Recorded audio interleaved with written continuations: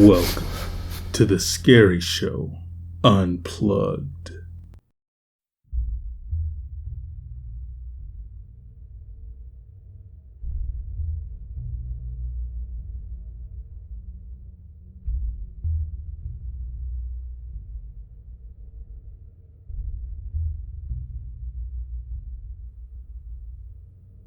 I'm sick of doubt, live in the light of certain south, cruel bindings.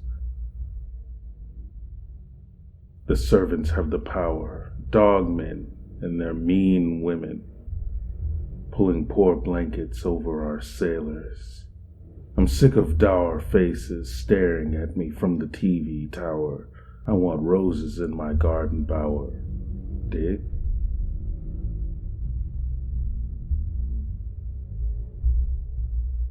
Royal babies, rubies, must now replace aborted strangers in the mud.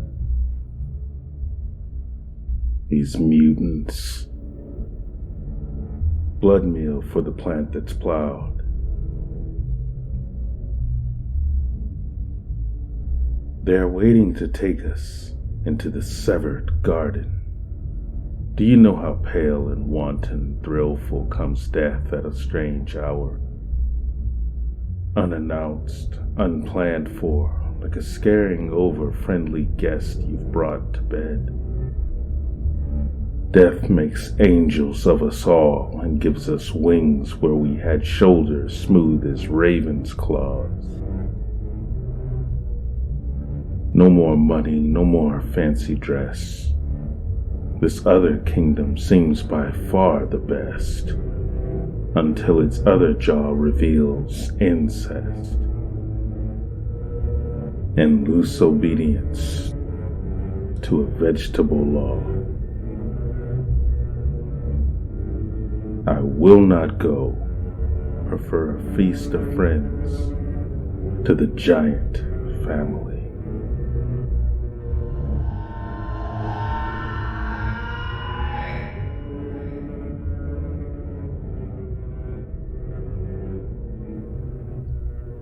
Tonight's scary comes from Jim Morrison.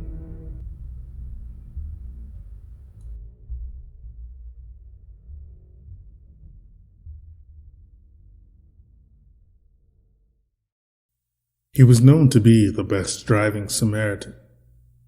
He had been awarded by the community for his kind gestures and ethics while driving his customers.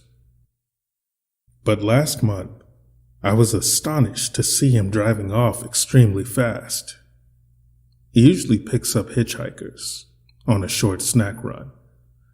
I saw him making the error of breaching the Sebastian County safety rules by approaching a young woman who was strolling alone in the cold rain. At first, I had every intention of driving past her, like anyone would. She must have spotted him approaching because she swung around, nearly leaped in front of his car, and aggressively waved her arms for him to stop as he approached. He braked hard to stop. She raced up to the driver's window and started talking about how her cell phone had died and that she was still 6 miles out of town.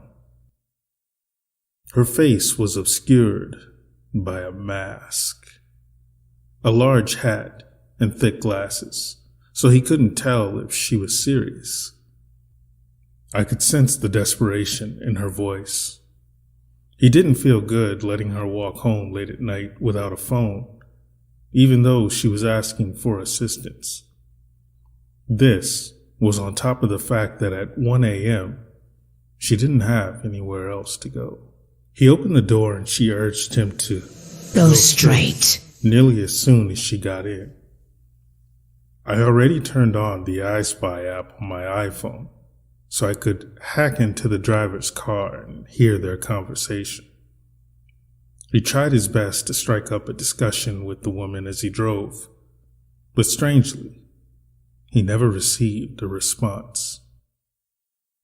This made me even more curious and anxious to follow this dude to ensure his safety.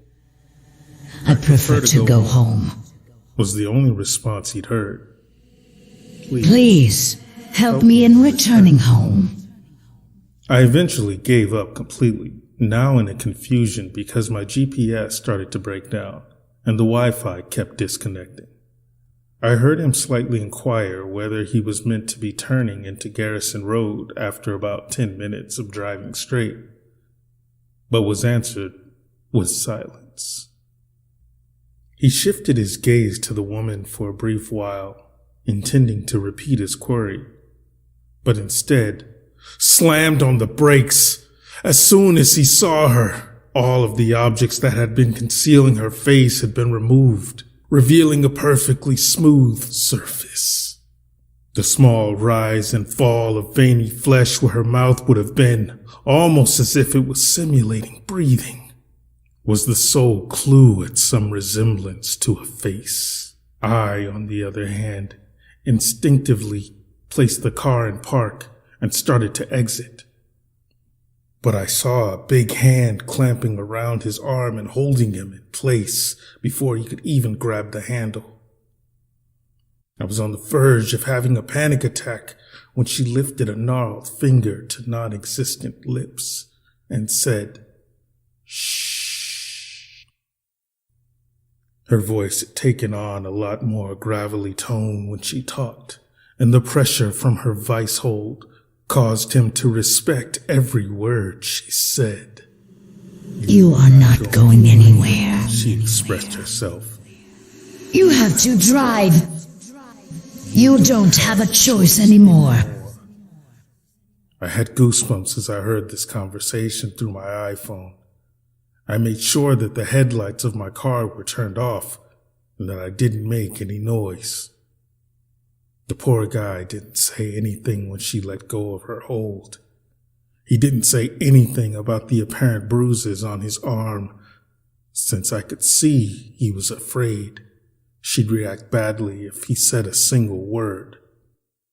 I just sighed and shifted into drive and continued to follow his car slowly.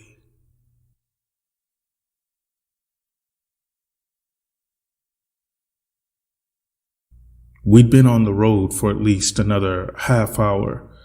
She'd periodically ordered him to turn this way or that way.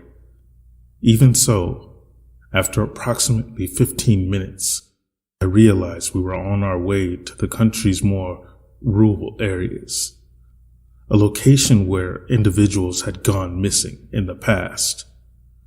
Her featureless face was fixated on him, with every glance in her direction. She seemed to be watching him, unsure of whether or not she could trust him to take her wherever she wanted to go. And as soon as that trust was shattered, for him, it would be over in a flash. She eventually directed him to a solitary, run-down home just off the highway. I could see mountains of debris strewn across the exterior since the windows were boarded up. She instructed him to get out when we came to a halt in front of it. She slammed her huge fist on the dashboard, splitting the plastic as a result of an unconscious shake of his head. He strolled out into the frigid night without hesitation. She trailed, following him, pointing at a home. They entered the crumbling structure in quiet and were greeted with a moan. He pointed the flashlight on his phone forward and saw what looked to be a homeless guy writhing in anguish on the ground. His eyes were bloodshot and he was frothing at the lips. He exclaimed and stepped back upon some glass, alerting him to our existence. The guy rushed to him and pleaded for protection. He pleaded to get an ambulance, or at the very least, leave a note for his children. He started talking about how he'd made a huge mistake and that he didn't get the chance to complete what he was saying. At this point, I was more cautious and kept my distance and observed closely, trying to call the headquarters, but unable to because of the signal issues. The woman seized the opportunity. She was on top of the helpless guy in the blink of an eye, her hand twisted like a claw that wrapped over his entire face as he battled against her insane power.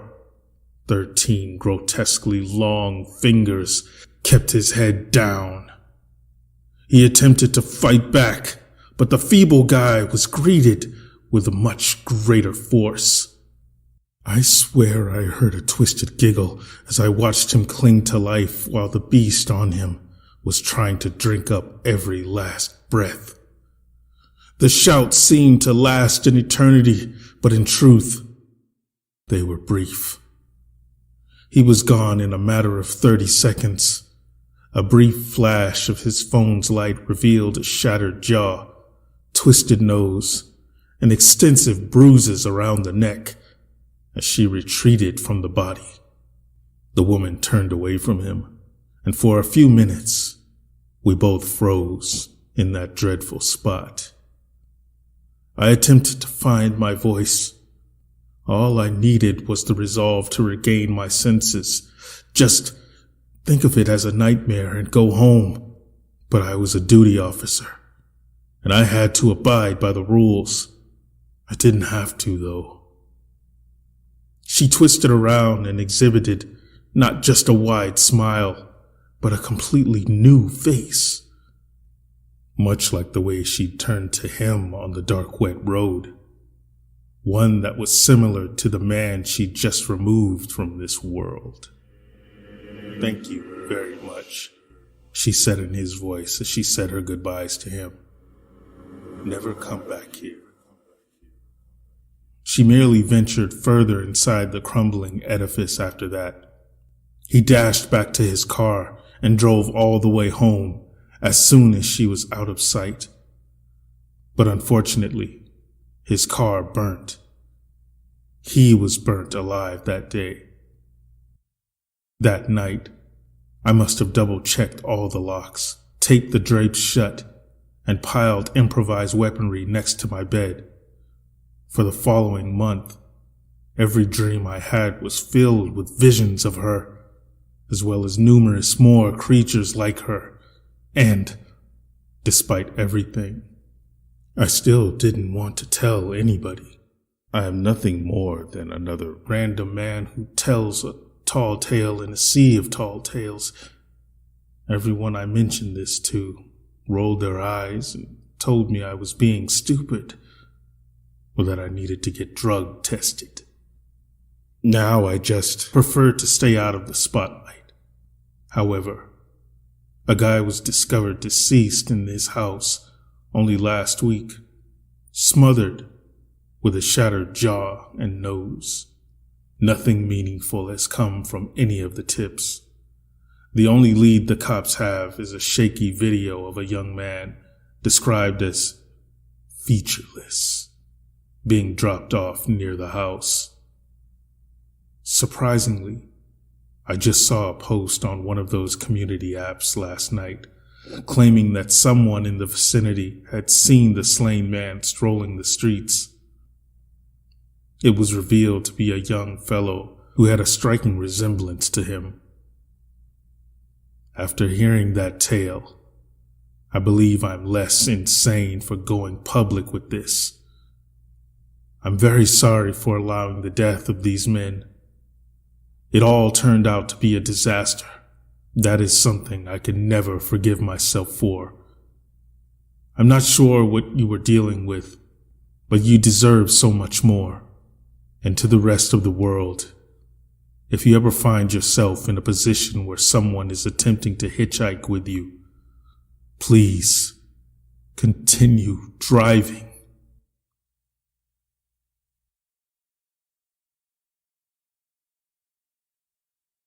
Tonight's Scary was written by Wicked Majesty. If you enjoy the stories you find here, hit the like button. Think of it like applause at the end of a show. Please subscribe and click the top bell for all notifications so that you never miss an episode. And if you wouldn't mind, share this video so that others can discover The Scary Show. Questions, comments, suggestions? Let me know down below. The Scary Show always answers the fans, unless YouTube hides your comments from me.